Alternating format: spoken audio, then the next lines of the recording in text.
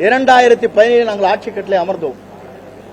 அமர்ந்ததற்கு பிறகு 2019 தேர்தல், 21 தேர்தல், அதற்கு பிறகு 24 தேர்தல், உள்ளாட்சி தேர்தல் போன்ற தேர்தலை நாம் சந்திக்கின்ற போது களத்திலே பல்வேறு பிரச்சனைகள் ஏற்பட்டிருக்கிறது.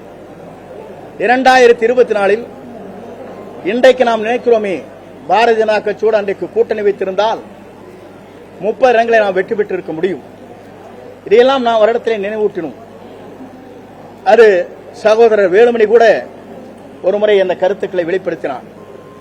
அதற்கு பிறகு நாங்கள் எல்லாம் தேர்தல் முடிந்ததற்கு பிறகு நம்முடைய கழக பொதுச் செயலாளரை சந்தித்தோம்.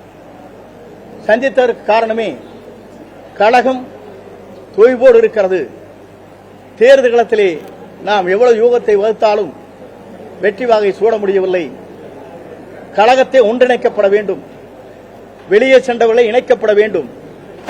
அதே நேரத்தில் மக்கள் என்ன நினைக்கிறார்களோ அதை நாம் நிறைவேற்ற வேண்டும் என்ற முறையிலே அன்றைக்கு அண்ணன் நத்தம் விஸ்வநாதன், சகோதரர் SP வேலுமணி, சகோதரர் தங்கமணி, சகோதரர் அன்பழகன், சகோதரர் CV சண்முகம், நாங்கள் 6 பேரும் அவரை சந்தித்தோம். இந்த கருத்து பரிமாற்றங்களை நடைபெற்றது. கருத்து பரிமாற்றங்களை அவர் கேட்டதற்கு பிறகு அதற்கு அவர் பொறுத்தவரையிலும் அந்த கருத்தை ஏற்றுக்கொள்கிற மனநிலையே அவர் இல்லை.